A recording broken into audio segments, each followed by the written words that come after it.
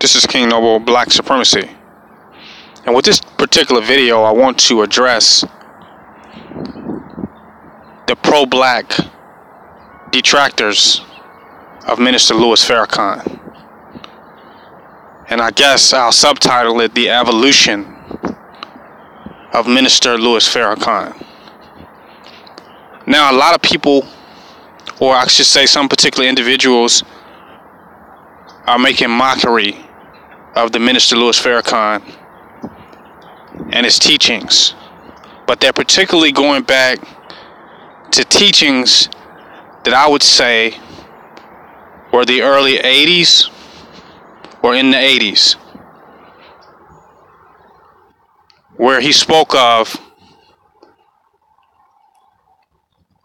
the original people having straight hair and not having thick noses.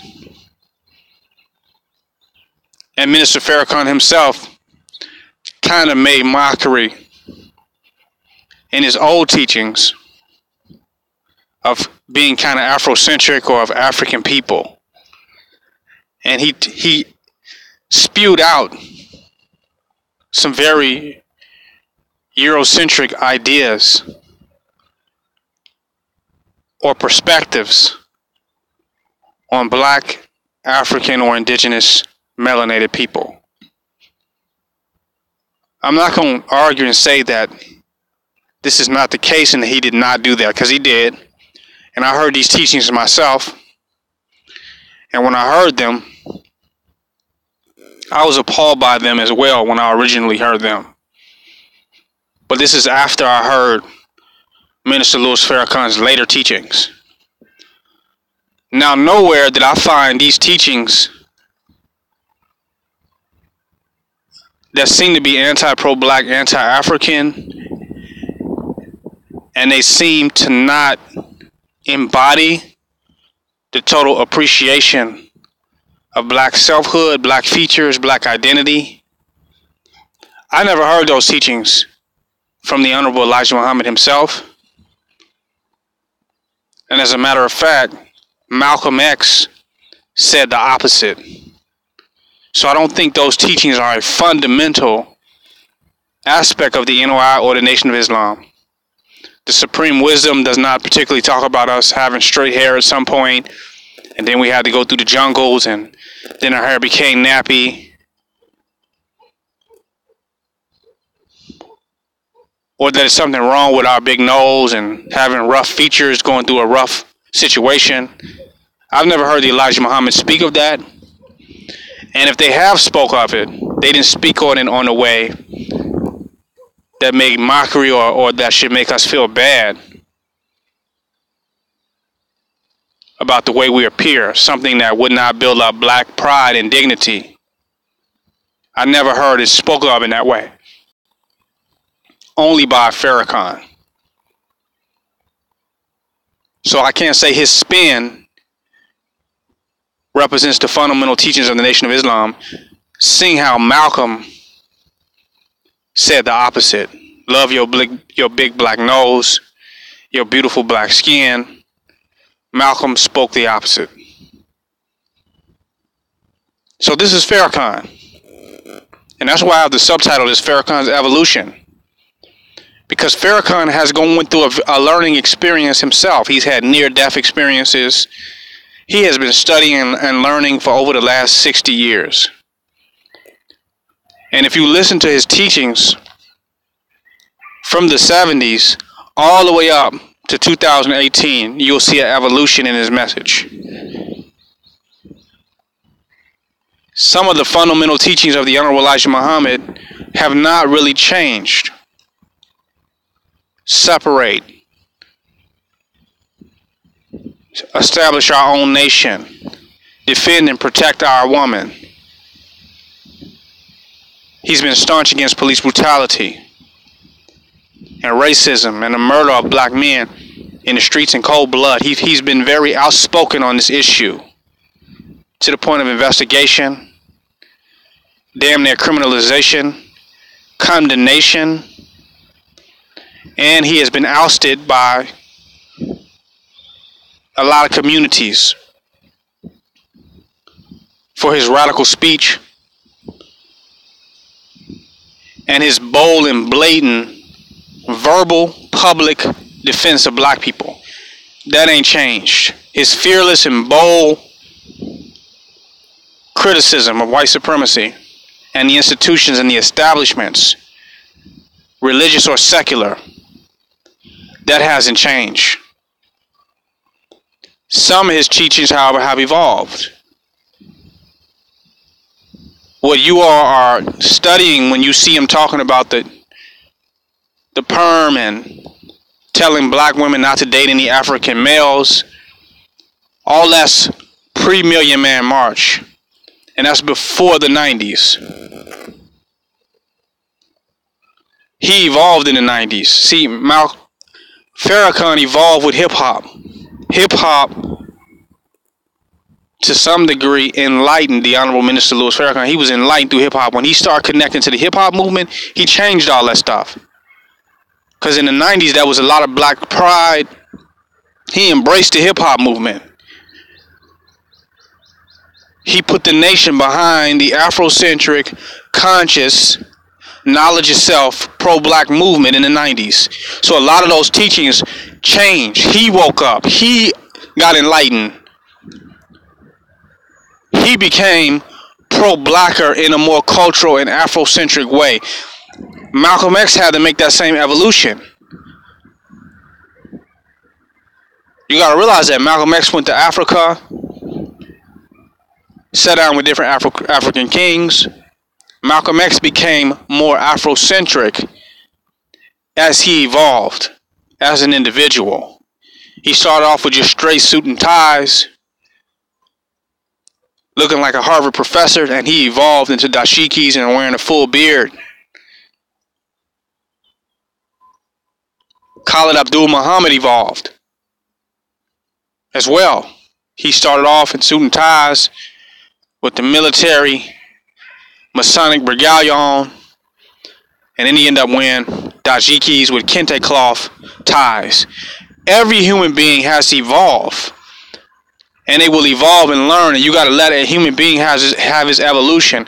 So what? He's Minister Louis Farrakhan. He still can evolve, and his teachings evolve. So you're ignorant when you look at something that he said in the 80s and hold that up before the public. This is very diabolical what you're doing. This is very mischievous what you're doing. You're taking something that he said in the early 80s and holding it up before the public like this is how he presently feels, and as though this is a true reflection of the totality of the teachings of the Honorable Minister Louis Farrakhan, and it is absolutely ridiculous. And to me, his dopest teachings, where he went in, you ain't even opened that up yet. His Know Thyself series, his self-realization series, self-empowerment series, and then his knowledge of God and self series. You ain't even opened that up. You ain't even opened that up. So he has so many stages that he went through spiritual. He had near-death experiences. The man evolved, and he stayed open-minded. That's why he has been relevant for 60 years, because he continues to learn and grow. Even though physically he has aged, mentally he has not become stagnant, and he has challenged himself to continue to open his mind and go beyond the parameters and limits for him not to be able to connect, respect, and love his people, and even to the degree of loving humanity as a whole. So that's silly of you, brother, to just go and present him before the public in such a fragmented way in order to make a negative point about your brother who's on an evolutionary path just like you are. But his teachings evolve dramatically. And if you go to the Nation of Islam meetings in Chicago in the 2000s, early 2000s, you see people there. You see it's like the conscious community. Everybody goes out to hear the minister speak. The Moors, the Hebrew Israelites, Everyone comes out to hear the minister when he speaks to different gang leaders and gang organizations. Every black organization. He has opened up Mosque Mariam and turned the Nation of Islam into a mecca for the conscious community. I was accused years back of saying, oh, you didn't come under nobody in the conscious community, because I didn't come under teachers that they know of. Where did you come from? Where did you come out of? I came out of the conscious community that was deeply connected to the Nation of Islam and Mosque Mariam in Chicago. A universal conscious community. While they still had their strong thoughts and views on Islam and the practices of the Nation of Islam, they still tried their best to be open-minded and to embrace the full spectrum of black consciousness. You see that with Khalid. He was evolving, opening up his mind, trying not to be ignorant, and expanding knowledge. So you just can't just go use that little, hey, he evolved from that. He grew from that, and he gained more love and appreciation and respect for black culture over time. And they defended, if he was so discriminative against people who love black people and had dignity and pride for black people the way they are, he would not have defended the conscious hip-hop that you got in the 90s. He would not have been an army behind that. The Nation of Islam was an army behind your consciousness that you got in the 90s. They was an army to defend that. So that shows his evolution. So I had to touch on that, brother. But what's even worse is that he's under attack by the Jews right now. So why at this time, that make us look at you. Why at this time would you attack the Honorable Minister Louis Farrakhan when he's attacked by the white man? Why would you attack your brother while the powers that be and the governments and the institutions of white supremacy is attacking him? That started making us think you working for them. Why this time? Why this moment? When you know he is under attack by the governments trying to get the Democrats to condemn him, to have the governments and institutions of white supremacy condemn that man. Now you gonna come out and attack him? That don't even make no sense. You putting yourself on the stand, man. Now, Farakhan may have not done what you want him to do as a nation. And I've been very critical myself of the Minister Louis Farrakhan, but I'll say this. I've seen no one who have criticized him do nothing more than he has done. And at best,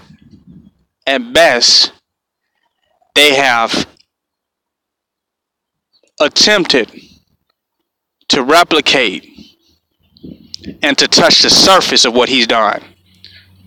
Some people say, well, what has he done? He's cleaned up a lot of black people and all that, and they got prison ministries in the jail, and they're helping save black families, help clean up the black community.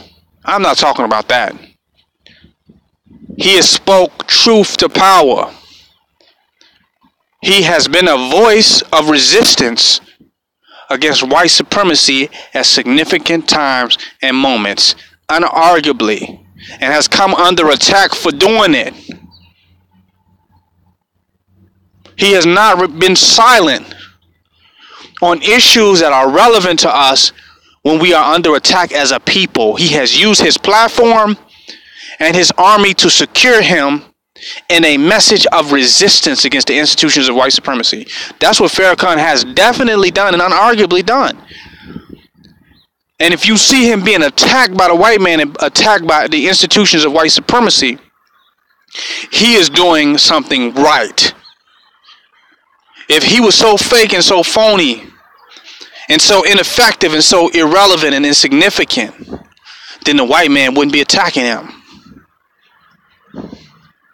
They wouldn't be attacking him.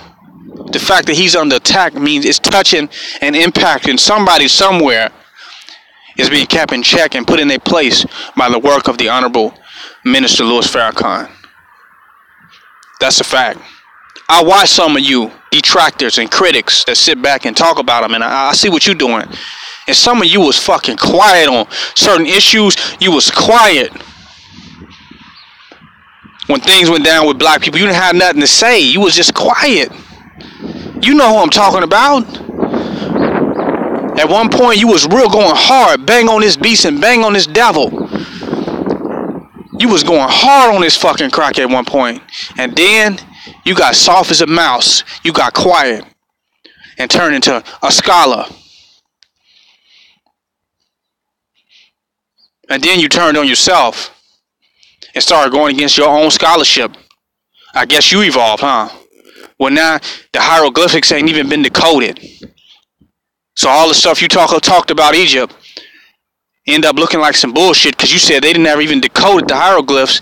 You even went against your own teachers, Dr. Ben, and disrespected the elders. I guess you evolved yourself, huh? And then you went from that to just a mouse that can only criticize your own, that can only attack your own. But you never spoke out on no issues that's relevant to black people with the type of fire and the ability to move people like the Honorable Minister Louis Farrakhan. You didn't speak out with that type of power and that type of testicular fortitude. You ain't come with that. You was quiet. You was quiet as hell, brother. You didn't have nothing to say. I watched issue after issue waiting on you to say something to see if you are going to speak to it. But somebody shut your ass up. Somebody made you quiet and you ain't coming as hard as you used to fucking come.